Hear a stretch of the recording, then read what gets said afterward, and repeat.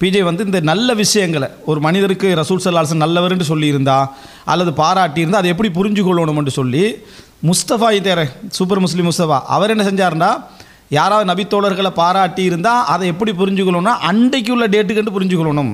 அதுக்கு பிறகு அது என்ன அது இல்லை, அன்றைக்குள்ள டேட்டு வரைக்கும் புரிஞ்சுக்கணும்னு சொன்னார். இது முஆவியா ரலியல்லாஹு அன்ஹு அவர்களை நிராகரிக்கிறதுக்கு. அப்போ அது வந்து என்ன ஒரு ஷியா சிந்தனை போக்கால் அது விளைஞ்சது.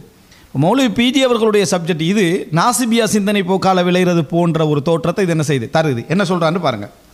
இருந்தாங்களா இல்லை, அது மாதிரி ஒரு நபரை பற்றி இந்த மாதிரியான நற்சான்று ஒருத்தர் நேசிக்கிறத பற்றி வரும் என்று சொன்னால் அவர் செய்த இந்த மாதிரி காரியங்கள்லாம் அவர் செய்கிறதுக்கு முன்னாடி உள்ள ஹதீஸை சொல்லப்போனால் என்ன சொல்லப்போனால் அலியே ரசூல் ஸல்லல்லாஹு இந்த மாதிரி சொல்லும் பொழுது அவர் இந்த மாதிரியான குற்றச்சாட்டுக்கு உள்ளாக்கப்படவில்லை, நல்லது மட்டுமே செஞ்சிகிட்டு இருந்த ஒரு கட்டத்திலும் சொல்லப்பட்டது. அப்படி வச்சுக்கிறணும்.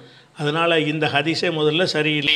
அதாவது என்ன சொல்ல வாராருண்டா இது வந்து அலி ரலியல்லாஹு நல்ல விஷயங்கள் செய்து கொண்டிருக்கின்ற பொழுது ரசூலுல்லாஹ் பாராட்டின ஹதீஸ் அது அன்றைக்கு என்ன சொல்லப்பட்டன்னு விளங்கிக்கலன்னு அதுக்கு புற உள்ள அலிக்கு என்ன செய்யலை அது சொல்லப்படலைன்றார். இப்போ புதிய ஒரு காயிதா உருவாக்கிட்டாரா இல்லையா?